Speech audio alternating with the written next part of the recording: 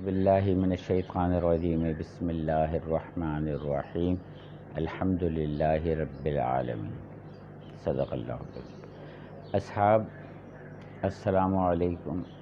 ہمارا گزشتہ سلسلہ کلام جہاں منقطع ہوا تھا ہم وہیں سے سلسلہ کلام کو جوڑتے ہیں کہ ہم پہ یہ نکبت اور یہ جو گراوٹ کے آثار آئے تو کیوں آئے اور ہم اس حال کو پہنچے کیوں۔ سلسلہ اسباب و علل سے منسلک ہے، یہ کوئی آج کی بات نہیں۔ تو یہ جو داستان عروج و زوال ہے اس کو سمجھنے کے لیے ہمیں پیچھے سے اس کی لاجک سمجھتے ہوئے آنا پڑے۔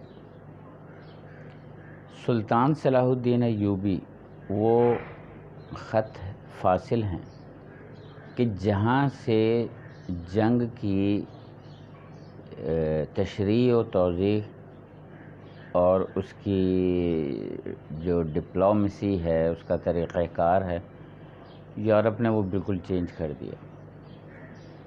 انہوں نے یہ سمجھ لیا تھا کہ مسلمانوں سے ہم کسی صورت بھی دو بدو مد مقابل ہو کر جنگ نہیں جیت سکتے۔ چنانچہ اس کے بعد یہ طے ہوا کہ جو مسلمانوں کے سامنے ان کے اہداف ہیں ان کو بہت سارے اہداف میں، ایک ہدف کو بہت سارے اہداف میں تقسیم کر دیا جائے۔ چنانچہ پہلے مرحلے میں اس کو دو اہداف میں تقسیم کیا گیا، یعنی ایک صلیبی اور ایک بازنطینی۔ بازنطینی گڈ بوائے اور جو صلیبی تھے وہ بیڈ بوائے۔ تو یہ گڈ کاپ اور بیڈ کاپ والا جو ان کی تھیوری ہے تو وہ انہوں نے شروع کی، اور جہاں جہاں جی چاہتا تھا وہ جب انہیں مسلمانوں کے خلاف موقع ملتا تھا تو یہ صلیبی بن جاتے تھے، اور جب ان کو مسلمان انہیں گلے سے پکڑ لیتے تھے تو کہتے تھے ہم تو بازنطینی ہیں، وہ ہم ان کے بارے میں تحقیق کر رہے ہیں۔ اس طرح انہوں نے سلطان صلاح الدین ایوبی کے دور میں کے بعد، شکستوں کے بعد یہ اسٹریٹجی اپنی۔ لیکن دوسری طرف اللہ کا کرنا کیا ہوا کہ ترکی حکومت قائم ہو گئی، اور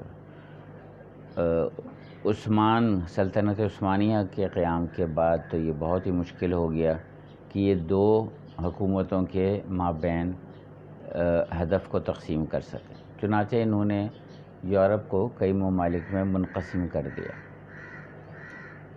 یاد رہے کہ اس وقت ہسپانیہ میں مسلمانوں کی عموی حکومت تھی، اور ان کے ساتھ مل کر یہ عثمانی حکومت کے خلاف سازشیں کرتے تھے، اور بدقسمتی سے وہ ان کا ساتھ دیتے تھے۔ اس افتراق کی وجہ سے، یہ باہمی افتراق کی وجہ سے یہ جنگ و جدال جو تھا وہ جاری رکھا۔ 1280 میں ارطغرل کے انتقال کے بعد جب عثمان نے سلطنت قائم کی، سلطنت عثمانیہ، تو آپ سمجھ لیجئے کہ بالکل ہی مرکز سے رابطہ اور راستہ ان کا کٹ کے رہ گیا۔ چنانچہ جو اس کے بعد 1300 والی صدی ہے اس میں انہوں نے پورے 100 سال کی پلاننگ کی، بلکہ 200 سال کہہ لیجئے کہ 1400 میں انہوں نے مسلمانوں کے ساتھ یعنی کہ عموی جو خلافت تھی ہسپانیہ میں اس کو ٹارگٹ بنایا، اور دو بدو جنگ جو تھی وہ آ کے لڑی ہے 1482 سے 1492 تک۔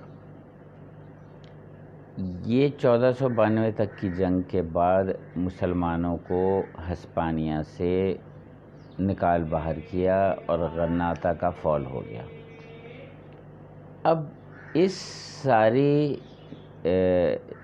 یورپ میں ہونے والی جنگ کا تعلق بر صغیر سے کیا بنتا ہے، یہ ہم انشاءاللہ اگلے ایپیسوڈ میں اس میں اسٹڈی کریں گے، تو اس تک آپ اس پہ غور و خوض کیجئے۔